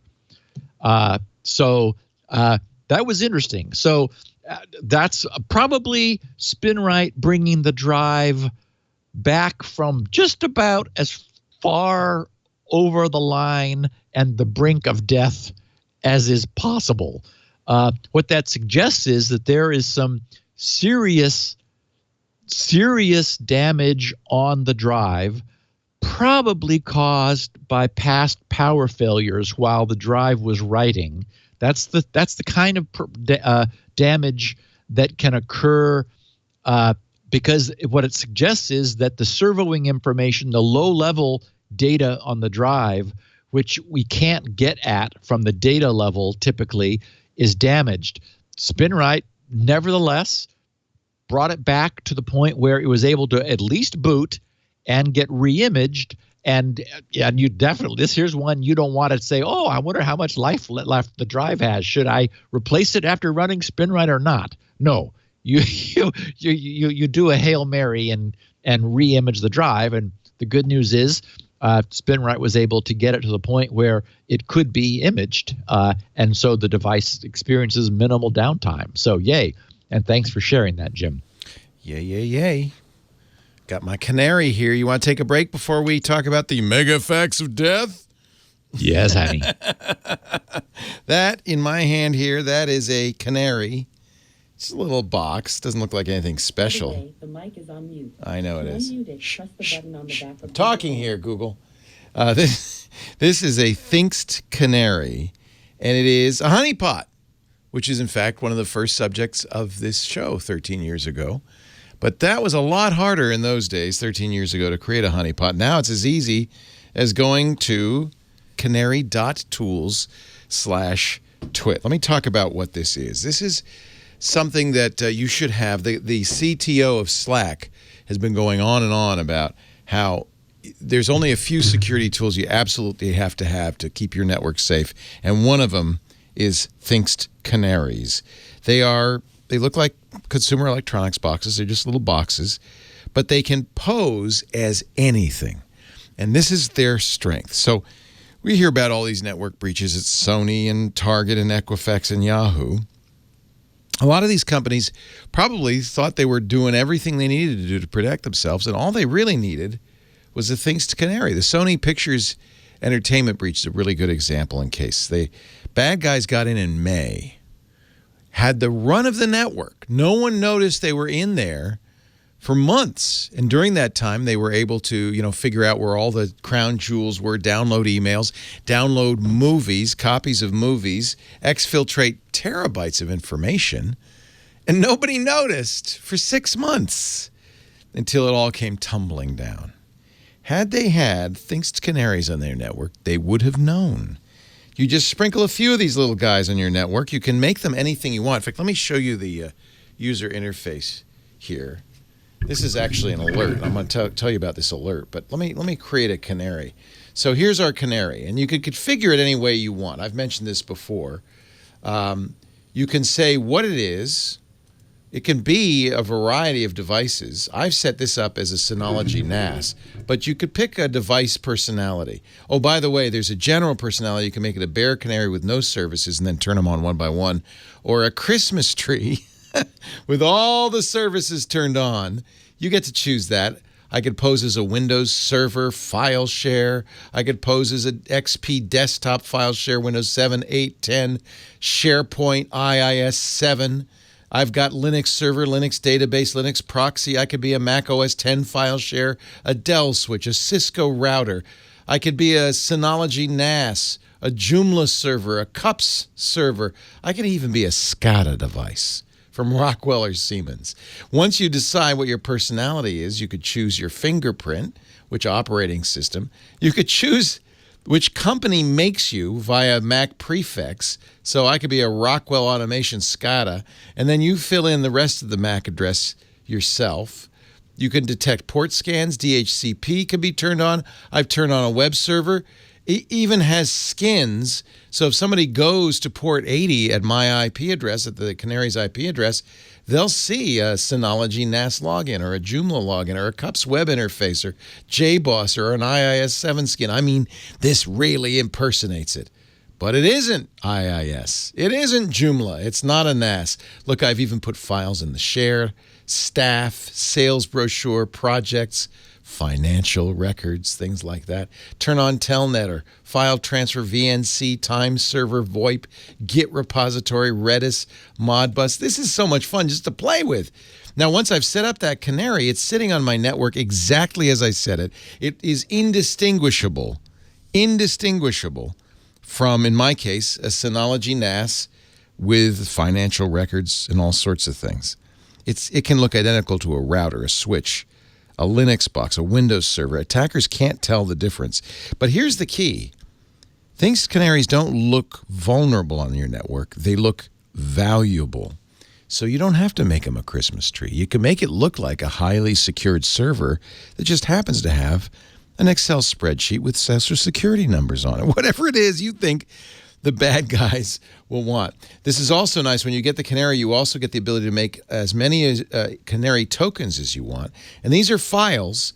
They look like files, but they can be a variety of things. A Word document, a Google Doc, a custom exe, a QR code. Make them whatever you want. And you'll get pinged when anybody tries to access that file. Download it, open it, copy it. So these are really information. See, I have a fake PDF called payroll information. I won't tell you where it's stored, but it's somewhere on our network. I get pinged if anybody opens that. You see, these are actually some alerts from a few weeks ago. This actually was very valuable. We got 47 incidents from the same IP address inside the network as a 10.0 address. And I love the Canary folks because they called. They said, we're seeing some activity on your network. Have you checked this out? Username not supplied, password not supplied. It was somebody's trying to curl into my server. We found out what it was, by the way. In fact, I was pretty upset.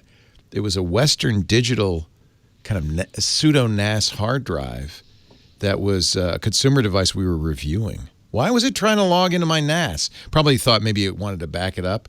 But boy, I was sure glad to see that. In fact, you'll love your Canary even more when you see nothing. I'm just going to roll those all up because I've shown them, so we don't need to see them anymore. There are no new alerts. What more can I tell you? It's very affordable. You don't pay a big upfront cost. What you do is you license them annually. If anything goes wrong with any of the Canaries during the year, Thinx just sends you a new one, no cost. The pricing is very straightforward. You can easily try a few, scale up as you need them. Small shops might have one or two. Some large banks have hundreds of them. Canaries were designed by some very smart guys who've been pen testers. For 2 decades, they've trained companies, militaries, governments on how to break into networks. They have been on the other side, so they know exactly what to do to make a very useful device. Thinx Canaries are deployed all over the world, literally 7 continents. That tells you something about it, right? They're in Antarctica, too. Some of the biggest names in Silicon Valley run them and love them. In fact, if you Google search references for Thinx Canaries, you'll see. Here's your deal. Go to canary.tools/twit. You can see more, find out, see them in action. $7,500 a year for 5 Canaries. You also get your own hosted console. I just showed you mine. You get free upgrades, support, and maintenance for a full year. You can get fewer if you want. That's kind of the standard package. If you use the code TWIT, T-W-I-T, in the How Did You Hear About Us box, 10% off. That's $750 in the first year, and for every year thereafter, for life, 10% off. We're sure you're going to love your Things Canary, but this will reassure you too. If you're not happy for any reason, you can always return your canaries. You have 60 days. It's a 2-month money-back guarantee for a full refund. So there's absolutely no risk. And honest to goodness, this is, I mean, we shouldn't have to explain to you the value of a honeypot like this. It's a great way to have the confidence that your network has not been penetrated. Canary.tools/twit. Use the code TWIT to get 10% off forever in the How Did You Hear About Us box. Really, really sweet stuff. Thinkst Canaries. Thinkst is the company. And the website, canary.tools/twit. They've really created something, I think, incredibly smart and valuable. And I love the fact that you can make those tokens kind of infinitely, put them all over the place. That's how they found out about us. I mentioned the Canary tokens on a show some time ago, and they were getting a lot of hits. All right, Steve, let's find out why we should disconnect the old fax printer. So I do feel like I've pretty thoroughly already stepped on the lead here because, and frankly, I've done so only in the best interest of our listeners, because I will be surprised if, I don't know even if this is going to get attention, because it just might be used in targeted attacks. But it's been a long time since I've seen a vulnerability that has such exploit potential for attack targeting. We often talk about how interpreters are so difficult to secure. It turns out that once again, Checkpoint Research, as I said, working overtime, did some amazing reverse engineering of an HP combo fax printer scanner device. The device was not easy to get into. I mean, not only physically they destroyed it. They had to cut off the plastic back in order to access the brain board inside of this combo device. They found the JTAG interface, which is the programming interface for connecting a debugger to an embedded processor. They were able to begin to see what was going on inside, but they needed to get more debugging capability in. So they found a means for bootstrapping themselves using a network-based large packet, which they were then able to use to attack the printer from the network. All of this just for the research. This is just the reverse engineering part. This is not the attack. This is gaining a foothold for reverse engineering and understanding what was going on. That allowed them, using this first the JTAG, to then figure out how to get a buffer overflow from the network, allowed them to get some debugging capability uploaded into the printer that was otherwise locked down. Once they were in there, they were able to more conveniently look around and start to understand what their environment was. They found an ARM 32-bit CPU, which was running in big endian mode, meaning that the sequence of bytes is not least significant byte first, it's most significant byte first for multi-byte values. They found that a shared memory region is used to communicate with the microcontroller and the LCD. The operating system was ThreadX based, which is a real-time OS made by Green Hills.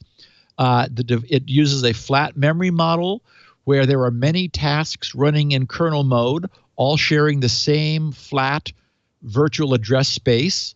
And they determined that there was no ASLR mechanisms. It was all fixed position memory, which is probably reasonable for a turnkey device like that. They then proceeded to look for vulnerabilities from the phone line. I mean, this was their entire intent, was, is there a way to attack this device by phoning into it from the outside? So they took a disassembly of it using their debugging tools, started reverse engineering it, figured out what was going on. The normal faxes are two-tone, black and white. They contain essentially a big TIFF format image, although during the handshaking phase, the various metadata for the following TIFF image is exchanged. They looked there, they couldn't really see any way of compromising it, and the TIFF interpreter itself looked solid. Again, no obvious means of exploit. But they noticed in the initial handshake, there are many, fax protocol, I think it's T.30, has been around for decades, and it has evolved. This machine, as do the HP machines, also advertises that it can accept a JPEG image.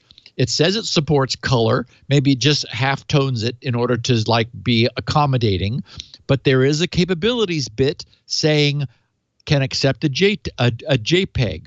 Well, it turns out that in the standard, if you're sending a JPEG, then the metadata for the JPEG is included in the JPEG, not in the handshaking. They looked there and they found, it was I'm speechless. And there were so many problems with what they found. They immediately found a number of obvious buffer overruns. They were able to basically pick and choose which ones they wanted for the ease of their own use. And they found one that gave them maximum flexibility and freedom, where basically they worked out how they could dial up the fax machine unmodified. So all of that hacking that I talked about was information gathering to reverse engineer what was there. And this is what HP has reused universally, that is that core across all of their combo devices. And I don't know if I could say there are hundreds of them, but the list is endless of over time of all the devices which are vulnerable. So what they designed was a quote fax unquote, which when the fax machine answers, they do the little handshake and agree, and then they upload this JPEG image, which compromises the JPEG interpreter, allows them to execute a buffer overrun, and because they wanted that, it wasn't just enough to get in the fax machine. They wanted to demonstrate true capability. It then loads the external blue and double pulsar NSA weaponized attacks to turn around and go out into the network to which this device is attacked and take over all the machines there. So my point is that today, this is all public knowledge. Their write-up is, it stops short of providing the binary code to do this, but it's just, and it took good hacking. People needed to know how to do this, but when you consider how target rich the environment is. As I mentioned earlier, Google lists the fax numbers of 300 million machines. All Japanese businesses apparently have fax numbers. 45% of Japanese households do. We don't know that they're HP. They may be Canon and probably are other Japanese brands. On the other hand, we don't know that they're not equally affected. It was only HP that these guys attacked. They responsibly disclosed. HP said, I'm sure there were people not sleeping. It was like OMG, immediately produced across the board, like every single device has firmware updates. I updated my own machine this morning. Thus, the picture of the week is that picture. I tweeted it immediately, a link to the HP site. If you just go to printers, there's download drivers and downloads. There's a firmware tab. You tell it the device you have. It'll point you at an exe. You download it and run it. It'll find the device on your network and patch it. Interestingly, I wanted to know whether it would patch it if it had already been patched, and so I ran it twice. The second time took longer, but finally finished. But it didn't tell me that it had already been patched. So somebody who's cautious may want to work through the devices, either their built-in network monitor to get the current firmware version, or maybe it shows if you dig around in the UI, if you have an LCD screen on yours, find out what the firmware is first, then run the patch, then confirm. Essentially, this is the first occurrence of a through-the-phone attack that turns around and attacks a state-of-the-art network to which this phone-connected fax printer is attached in order to do its job. HP's responded. It's very likely that other manufacturers are vulnerable. And anyway, so that's really the gist of this. They had a sort of a fun Q&A in their coverage, and I've got the links both for all of this in the show notes. They said, they asked themselves the question, what is this research about? Checkpoint Research has uncovered critical vulnerabilities in the fax protocol. Now, that's not true. It's HP's implementation of the fax protocol. They say these vulnerabilities allow an attacker with mere access to a phone line and a fax number to attack its victims all in one printer, in this case HP, that hasn't been updated, allowing him full control over the all-in-one printer and possibly the entire network it is connected to. They then ask, does this apply to all-in-one printers? No. We conducted our research on all-in-one fax printers. However, similar vulnerabilities are likely to be found in other fax implementations, such as fax-to-mail services, standalone fax machines, etc. Then they ask, who uses fax anyway? Much as you did, Leo. Surprisingly, they answer, fax is still used by many industries, governments, and individuals around the world. These include the healthcare industry, legal, banking, and commercial, some of which are governed by regulations and others simply for legacy reasons. They ask, what is the severity level of this vulnerability? HP classified this vulnerability as critical. In fact, yes, 9.8 out of 10. So as bad as it gets. How does this affect organizations and consumers? They answer, once an all-in-one printer has been compromised, anything is possible. It could be used to infiltrate an organization's or consumer's internal network, steal printed documents, mine Bitcoin, or practically anything. They ask, does this apply to all fax machines? Our research was done on HP OfficeJet all-in-one printers, though this was merely a test case. We strongly believe that similar vulnerabilities apply to other fax vendors too, as this research concerns the fax communication protocols in general? Again, no. It concerns the implementation of the fax communication protocols. There's nothing in the fax communication protocol itself does that allows this to happen. It just wasn't written right, but it's difficult to write it right. Is that widespread, they ask? By our estimates, they say, there are currently hundreds of millions of fax machines still in use around the world. Financial reports from Wall Street indicate that tens of millions of all-in-one printers are sold worldwide each year. So it hasn't gone away, still very popular. Has it been fixed? We worked closely with HP to fix the vulnerability, and following the process of responsible disclosure, they managed to release a patch before this publication. In fact, if your device is already configured to auto-update, as Joel's was, I mentioned before, then the patch has likely already been applied, as he found. This patch, however, only applies to HP all-in-one printers, and the vulnerability may well still apply to devices from other manufacturers as well. So just again, props to HP for beginning to have auto-updating devices. We need anything that is autonomous, like a printer, to either alert people that it needs patching, or just to do it itself in the middle of the night when no one is using it, like our routers should be.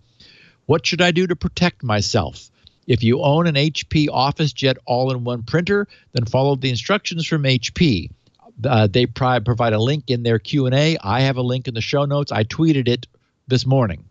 In addition, you should implement segmentation policies, software patching, and proper IT hygiene. Please see our recommendations section, they say, in the blog post above.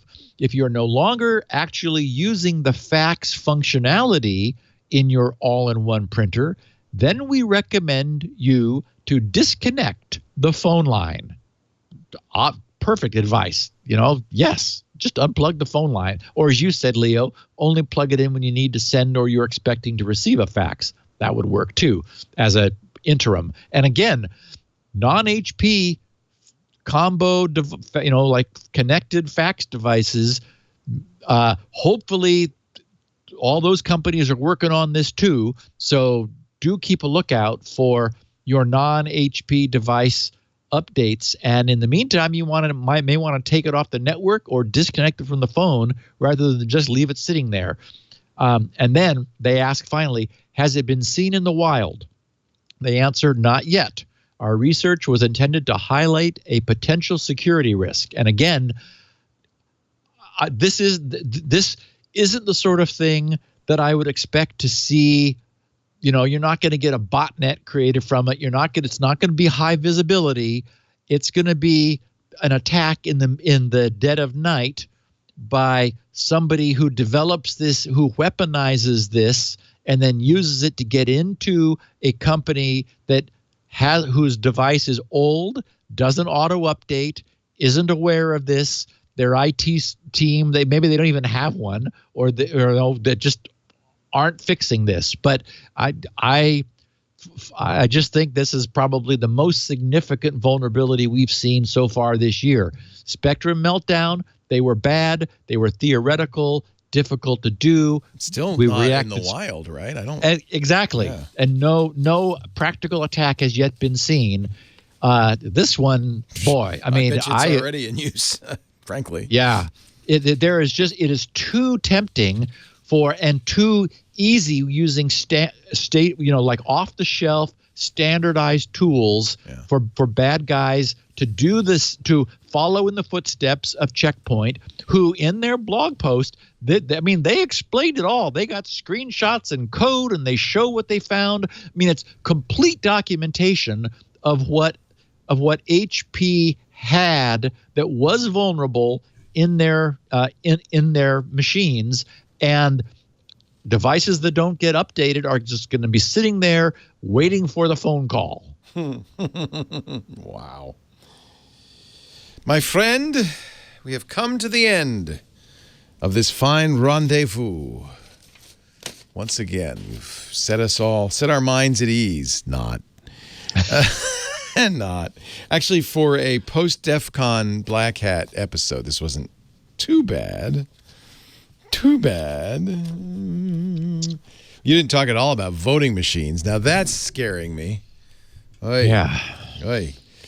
Ladies and gentlemen, we invite you to join us for the live edition of this show. We actually stream all the shows as we make them. So it's a little different than the final product, but it's a chance for you to kind of watch along with the other folks in the chat room and comment. We do the show every Tuesday, 1:30 Pacific. That's 4:30 Eastern, 20:30 UTC. And you can watch it stream at twit.tv/live. If you do that, join the chat room, irc.twit.tv. They're all watching the show too and talking about it, commenting on it. If you can't watch live or listen live, you can always get on-demand versions. Now, Steve hosts the audio at his site, grc.com. He's the one and only source for transcripts, which usually take a few days for Elaine to do, but they come out shortly after the show. And a lot of people like to read along. It's also a great way to search. You can search the transcripts on his site and find exactly what you want from any one of our 676 episodes. 13 years of security now. grc.com. While you're there, pick up a copy of Spinrite, the world's best hard drive maintenance and recovery utility. You might also want to check out some of the other free stuff Steve does. Catch up on Squirrel, perfect paper passwords, and more. grc.com. Steve himself is on the Twitter at SGGRC and takes questions and comments and tips there. You can DM him. I have audio and video of the show in case you wish to see Steve's mustache in person. You can... it's good. It's a good mustache. It's a very high-quality mustache. Now everybody's going to want to download the video to see it. Or get the mug. You can actually get the mustache mug. So our audio and video versions are at twit.tv/SN for security now. The mug is at twit.tv/store. Have your very own Steve Gibson mug. Let the world know you're secure. And let's see what else. Oh, if you don't yet subscribe to the show, my recommendation is subscribe. You go to your favorite podcast app and search for Security Now and then press the subscribe button. That way you will get it automatically. And good. Also, I just will say, I love hearing people's Spinrite success stories. We've been sharing them for 13 years now. Yeah. So grc.com/feedback, or you can tweet me at SGGRC. Share your success, and I will share it with our listeners. Yeah. Since everyone just really, I'm so happy that we're able to help people. Okay. And next week, year 14 begins. Woohoo! Wow. That's really kind of mind-boggling. A kid who was born when we started the show would be a teenager now. That's mind-boggling, Steve. Wow. All right, Steve, have a great week. We'll see you next time. Talk to you next week. Bye. Very nice, very nice. Security.